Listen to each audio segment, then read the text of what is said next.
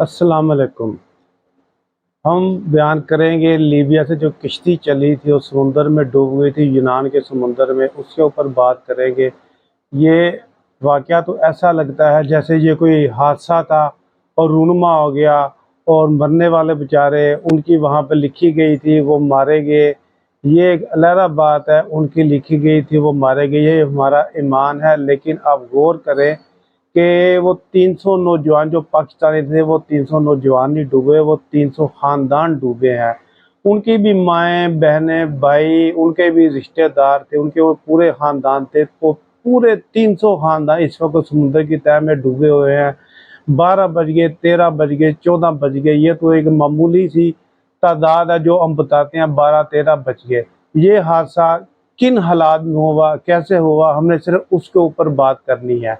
Libya से किश्ती चलती है, लोग नए ख्वाब सजाकर कुछ अच्छे हालात करने के लिए, कुछ अपने इलाकों में, शहरों में, बाज़ारों में कोई कारोबार करने के लिए, अपने मुल्क में कारोबार करने के लिए बाहर की मुल्क की दौलत का सहारा लेते हैं। ये हक उनका जायज़ है, लेकिन जो इस जायज़ हक को उन्होंने जिस नाजायज़ तरीके से इस्तेमाल किया। जब आप किसी पासपोर्ट के ऊपर किसी दूसरे मुल्क जाना चाहते हैं, उसके कुछ रिक्वायरमेंट होती है, उसके कुछ उसके तकाज़े होते हैं। अगर आप वो तकाज़े पूरे कर लेंगे तो आप बाहिफाज़त किसी भी मुल्क में जा सकते हैं। वहाँ पर जाकर आप अपने मुस्तक़बिल के बेहतर फ़ैसले कर सकते हैं। वहाँ पर जाकर आप अपने दौलत बेचकर अपने मुल्क में अपनी बहनों की शादी कर सकते हैं, भाइयों की शादी कर सकते हैं, अपना स्टेटस बुलंद कर सकते हैं। उसी दौलत से आप अपने मुल्क में कारोबार भी कर सकते हैं। ये तो है एक सिंपल सी बात कि चूँकि उन ममालिक में अवाम का ख्याल ज़्यादा रखा जाता है, अवाम के लिए सहूलतें ज़्यादा हैं, तो वो नौजवान इसी नीयत से वहाँ पर गए कि अपने मुल्क को तरक्की देंगे, ना कि वो यूरोप को तरक्की देंगे। और उन नौजवानों ने अपने मुल्क के लिए कुर्बानी दी। उन्होंने हर जायज़ व नाजायज़ तरीके से वहाँ पहुँचना चाहा, उनमें कोई लालच नहीं थी। वो एक अच्छे मकसद के लिए गए, लेकिन समुंदर में डूबकर उनकी मौत हो गई। इसे हम मौत नहीं कहेंगे, इसे हम शहादत कहेंगे, क्योंकि वो एक मिशन के ऊपर थे और वो अपनी कौम के लिए, अपने मुल्क के लिए, आखिर उनका समय इस मुल्क में आना है, इसके ऊपर वो कुर्बान हो गए। लेकिन यहाँ पर हमें देखना चाहिए उनके घर वालों के दुख, दर्द, तकलीफ। वो 300 ख़ानदान जो इस वक्त दुख दर्द करब की कैफियत में है, ये सिर्फ उन ख़ानदानों का ही करब है। किसी को उनके करब से कोई दिलचस्पी नहीं होगी।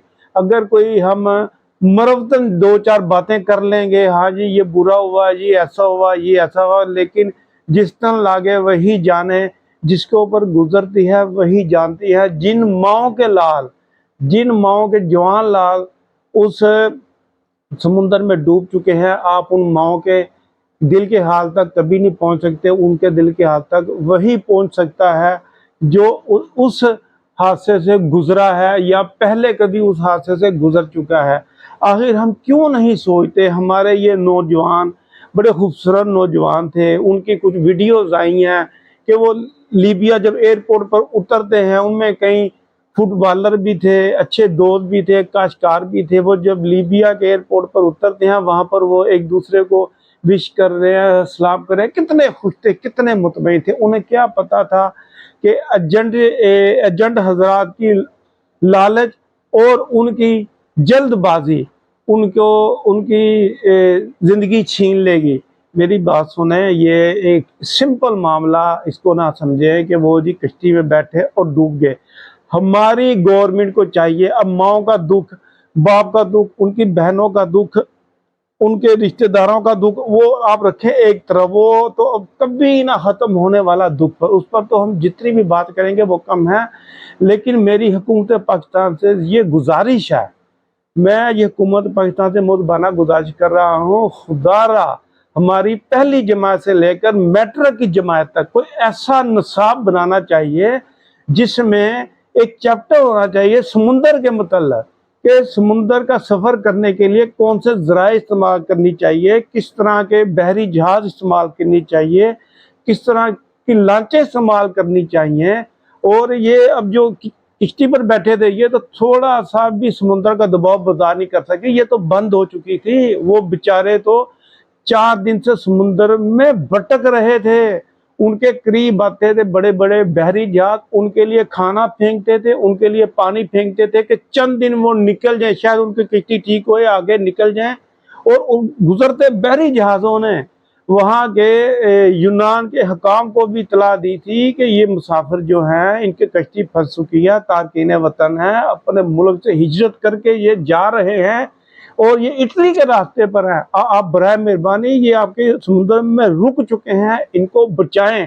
لیکن یونان کی حکومت کی لاپرواہی کی وجہ سے، غفلت کی وجہ سے وہ ساری جانیں ضائع ہو گئے۔ اس میں قصور چیز کا تھا، اس میں قصور اس چیز کا تھا کہ ہم جو کسی سفر کے لیے کسی کشتی میں بیٹھتے ہیں تو ہم یہ نہیں سوچتے کہ ہم دریا عبور کر رہے ہیں کہ ہم سمندر عبور کر رہے ہیں۔ ہمیں سوچنا چاہیے، ہمیں اس چیز کا ادراک کرنا چاہیے کہ جس سواری پر ہم بیٹھ رہے ہیں کیا یہ اتنا لمبا سفر طے کر لے گی۔ یہ چیزیں، ان چیزوں کی ہمیں تعلیم دینی چاہیے کتابوں میں۔ پہلی سے میٹرک تک ہر بندہ پاکستان میں تعلیم حاصل کر لیتا ہے، 5ویں تک کر لیتا ہے، چوتھی میں بھی یہ چیپٹر رکھے، 5ویں میں بھی رکھے کہ کن ذرائع کو استعمال کر کے سمندر کا سفر کرے۔ یہ ٹوٹی پوٹی کشتیاں تو یہ تو بیچاری دریاؤں میں ٹوٹ جاتی ہے، جو وہاں پر تغیانی آتی ہے، وہ تو پھر سمندر ہے جس کی 1 میل 2 میل تک صرف ایک لہر چلتی ہے اور ہر چیز کو الٹا کر پھینک دیتی ہے۔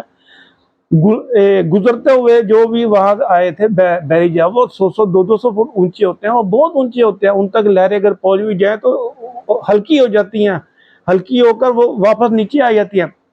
لیکن یہ چھوٹی سی کشتی میں وہ نوجوان لا علمی میں بیٹھ گیا، ان نوجوانوں کے پاس علم نہیں تھا کہ سمندر میں کس طرح کے ذرائع استعمال ہوتے ہیں۔ برائے مہربانی ان ذرائع کے متعلق ہر نصاب کے ہر چیپٹر میں ایک چیپٹر رکھا جائے کہ سمندر کا سفر کن ذرائع سے طے کرنا چاہیے، کشتی کس طرح کی مضبوط ہونی چاہیے، جہاز کس طرح کا مضبوط ہونا چاہیے۔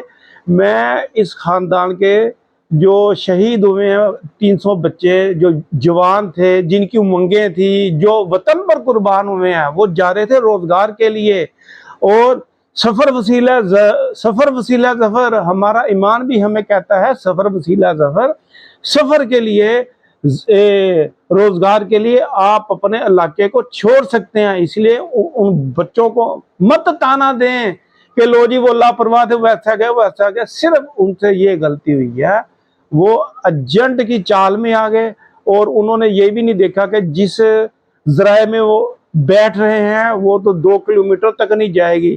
تو میری آپ سب سے گزارش ہے، ان کے لیے ہر وقت دعائیں کریں، وہ 300 نوجوان وطن پر قربان ہوئے ہیں۔ میرا ولاگ یہیں ختم ہوا۔ ان بچوں کے ماں باپ کو اللہ میاں سکون دے اور ان کے غم کو ان کے جسم کے اندر ہی ختم کر رہے ہیں، وہ اپنا غم پیتے رہے۔ مجھے پتہ ہے یہ غم قیامت تک ختم نہیں ہوتے، لیکن خدا ان کو سکون دے، امن دے، اور میرا ولاگ یہی ختم ہوا۔ اللہ حافظ۔